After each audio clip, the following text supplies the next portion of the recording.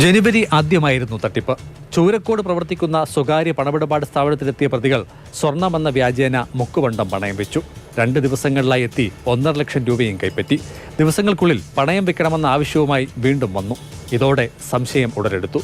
കൊണ്ടുവന്ന ഉരുപ്പടി ജീവനക്കാർ പരിശോധിച്ചു, മാറ്റുരച്ചു നോക്കി. അങ്ങനെ തട്ടിപ്പ് തിരിച്ചറിയുകയായിരുന്നു. പ്രധാന പ്രതി മണക്കാല സ്വദേശി അരുണിനോട് അപ്പോൾ തന്നെ ഉരുപ്പടി വ്യാജമാണെന്നറിയിച്ചു. അബദ്ധം പറ്റിയതാണെന്ന് പറഞ്ഞ് ഇയാൾ തടിതപ്പി. ഇതോടെ ആദ്യം പണയം വെച്ച ഉരുപ്പടി കൂടി പരിശോധിച്ചു. വഞ്ചിക്കപ്പെട്ടതായി ഉറപ്പിച്ചു. അങ്ങനെയാണ് പരാതി പോലീസ് സ്റ്റേഷനിലെത്തുന്നത്. 1.5 മാസം നീണ്ട അന്വേഷണത്തിനൊടുവിൽ ആദ്യം പിടികൂടിയത് ചിറ്റാണിമുക്ക് കൃഷ്ണാലയത്തിൽ അരുൺ കൃഷ്ണനെ. ഇയാളിൽ നിന്നുള്ള വിവരങ്ങളുടെ അടിസ്ഥാനത്തിലായിരുന്നു മറ്റു 2 പേരുടെ അറസ്റ്റ്. ചൂരക്കോട് വെല്ലിൻ്റെയ്യത്ത് അനന്തുകൃഷ്ണൻ, രാജേന്ദ്രഭവനിൽ എം യദുകൃഷ്ണൻ എന്നിവരാണ് ഒടുവിൽ പിടിക്കപ്പെട്ടത്. ഒളിവിലായിരുന്ന യദുകൃഷ്ണനെ തൃശൂർ ഒള്ളൂർ പോലീസ് സ്റ്റേഷൻ പരിധിയിൽ നിന്നാണ് അറസ്റ്റ് ചെയ്തത്. പ്രതികൾ 3 റിമാൻഡിലാണ്. ഇവരെ കസ്റ്റഡിയിൽ വാങ്ങി കൂടുതൽ വിവരങ്ങൾ ശേഖരിക്കാനാണ് ശ്രമം. അതിനായി അന്വേഷണ സംഘം നാളെ കോടതിയെ സമീപിക്കും. മാതൃഭൂമി ന്യൂസ്, പത്തനംതിട്ട.